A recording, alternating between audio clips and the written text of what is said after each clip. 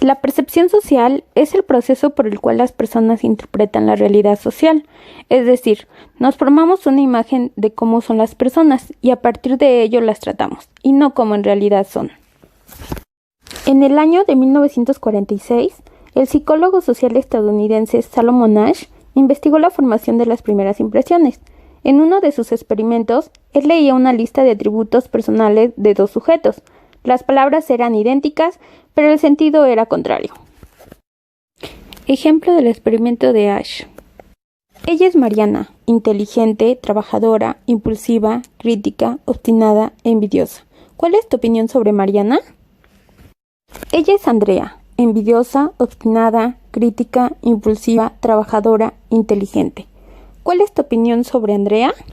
Los sujetos daban una evaluación positiva a Mariana y una negativa a Andrea, porque al describir a Mariana iniciaban con adjetivos positivos.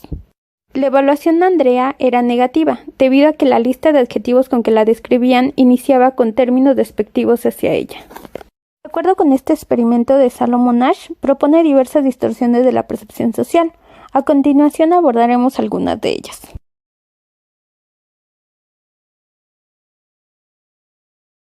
¿Has escuchado la frase "la primera impresión es la que cuenta"? Esta es una forma popular para expresar un fenómeno psicológico llamado el efecto de primacía, el cual indica que la información que escuchamos o observamos en primer lugar tiene más posibilidad de ser recordada.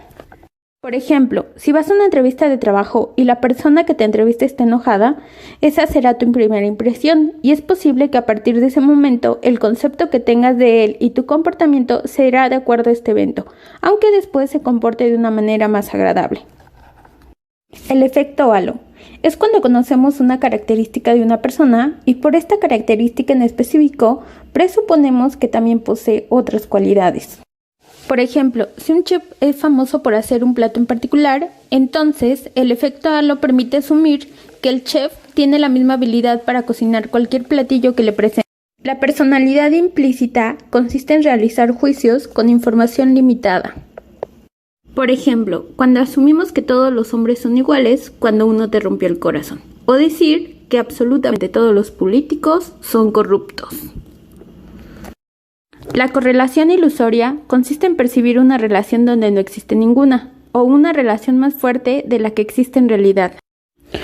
Por ejemplo, asumir que el estado de ánimo de las mujeres está relacionado con su ciclo menstrual, o el relacionar la homosexualidad con un evento traumático de niño. Esa es correlación ilusoria.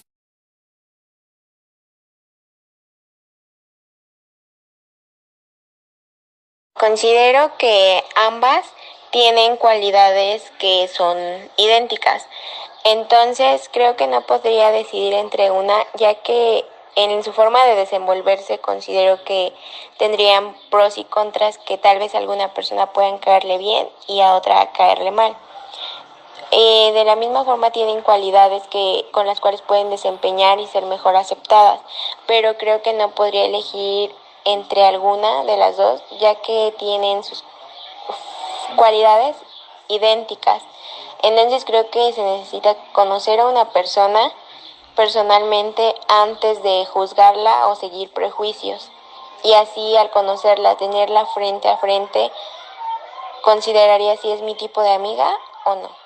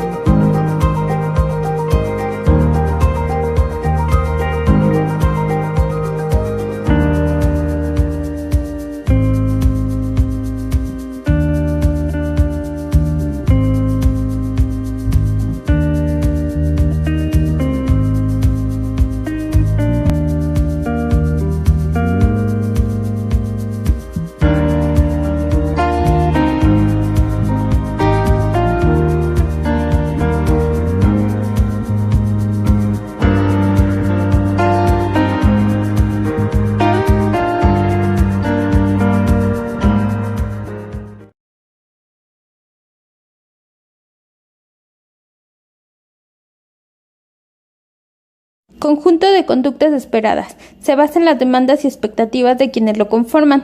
Se compone de las ideas que tiene el grupo o la sociedad sobre lo que debe de hacer cada uno de sus miembros. Los tipos de roles son impuesto, realizado, ideal, institucionalizados e informales. La función es que el individuo se ajuste a las normas y expectativas generadas por el grupo social. Conjunto de obligaciones que acompañan necesariamente al estatus o posición social que se ocupa. Por ejemplo, para la mujer, el ser madre es algo que no necesariamente toda mujer desea hacer y que en ocasiones se presiona para que lo cumpla. El rol realizado corresponde a la conducta desempeñada en un momento determinado por el miembro del grupo. Por ejemplo, cuando se asigna un jefe de grupo por semestre, al terminar el semestre se puede decir que ha cumplido con su rol. El rol ideal coincide con el modelo de conducta que cada miembro se propone a realizar como meta. Por ejemplo, el rol ideal de un estudiante es que éste sea responsable, respetuoso, comprometido, atento, organizado. Pero también, por ejemplo, tenemos el rol ideal del maestro, que es que amen su trabajo, sepan escuchar, saben comunicarse, etc. Entonces, en todos los aspectos y ámbitos siempre existe un rol ideal, pero hay que cumplirlo. Los roles institucionalizados son aquellos en donde se deben de cumplir funciones específicas para continuar con ese tipo de rol. Por ejemplo, en una empresa se tiene el gerente, el subgerente, el operador, etcétera, pero cada uno de ellos tiene funciones específicas.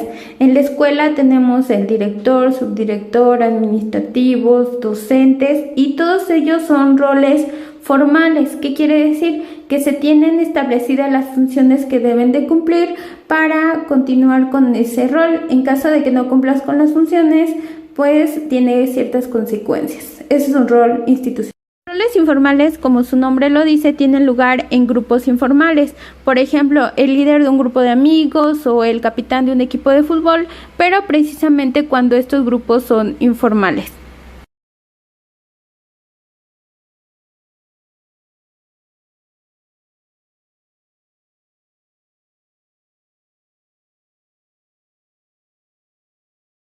Las normas sociales son necesarias e indispensables en todos los grupos para que se logren los objetivos o metas que se tienen en común. Son expectativas de comportamiento en ciertas situaciones o en cierto grupo y ayudan a regular el comportamiento para que éste sea adecuado y correcto y ayudan a predecir cómo te vas a comportar en cierta situación o en cierto lugar. Por ejemplo, ayudan a predecir cómo te vas a comportar en una iglesia o en un acto religioso. Hay unas normas que marca la religión a la cual predicas, en donde te dice que te tienes que comportar de cierta forma, o cuando asistes a una biblioteca, también se espera que tu comportamiento sea el adecuado. Se espera que cuando asistes a una biblioteca guardes silencio, no comas o no ingieras bebidas dentro de ella. Esa es una norma social y que puede predecir cómo te vas a comportar. Estas normas sociales pueden ser explícitas o formales. Tenemos formales, por ejemplo, la Constitución, un reglamento escolar, un reglamento de un equipo deportivo. Y hay algunas que son explícitas, que son las que aplicamos sin que existan en un lugar en donde estén escritas. Por ejemplo, el decir gracias, el decir por favor, el que te encuentres a alguien en la calle y le digas buenos días o buenas tardes. Esa también es una norma social que se han ido perdiendo, sin embargo, todavía tienen auge o se deben aplicar porque muestran una conducta de respeto o una conducta de comportamiento adecuado. Contrario a las normas sociales, tenemos lo que se llama anomia. El concepto inicia con la sociología de Emilio Durkheim. Él era un filósofo y sociólogo francés y elaboró el concepto de anomia y nos dice que la anomia se refiere de manera general a la ausencia de ley. Cuando existe una anomia es que no hay normas o hay convenciones de la vida económica. Por ejemplo, la sociedad establece ciertas metas que tú debes de cumplir. Las metas de la cultura son, por ejemplo, por las que vale la pena esforzarse, como ser rico, ser culto, ser delgado, ser poderoso. Estas metas las forma la sociedad, pero la mayoría de los individuos, como la sociedad lo establece, la quieren cumplir. Para cumplir estas metas se rigen por ciertas normas o reglas sociales. Por ejemplo, para ser rico se dice que tú debes emplear todas tus capacidades para alcanzar esta meta, que es ser rico. Pero estas reglas dicen que tú debes de regular la conducta en sociedad. Por ejemplo, alcanzar tu meta de ser rico, pero no cometiendo fraudes, estafas, extorsiones o mentir. Sin embargo, hay personas o grupos sociales que aceptan la anomia con tal de lograr esta meta. Por ejemplo, consideran que si la meta social o la meta que establece la sociedad es que tú seas rico, entonces se normaliza o la gente hace normal lo que es la corrupción, el delito, la impunidad. Y eso hace que tú logres la meta de ser rico, pero rompiendo las reglas o rompiendo las normas. Es decir, que hay una ausencia de ley. Pasa mucho en México, que la meta es ser rico y se ha normalizado mucho lo que es la corrupción en varios estratos sociales. Y eso es una anomia. Cuando tú, con tal de lograr la meta, pues no te importa romper algunas normas sociales y lo peor es que la sociedad lo normaliza.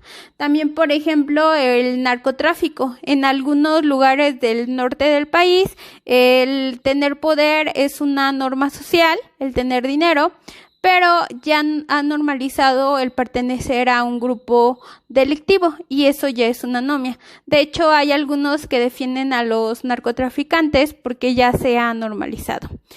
Aquí termina este tema, es complejo, es complicado porque abarca varios temas, pero en general están relacionados con la psicología social y los temas que vimos son lo de percepción social, que fue el ejemplo de Ash, luego lo de los tipos de grupos, los roles y terminamos con esto que fue normas sociales y anomia. Este es el tema de esta semana, espero les haya quedado claro. Y gracias, nos vemos la próxima sesión.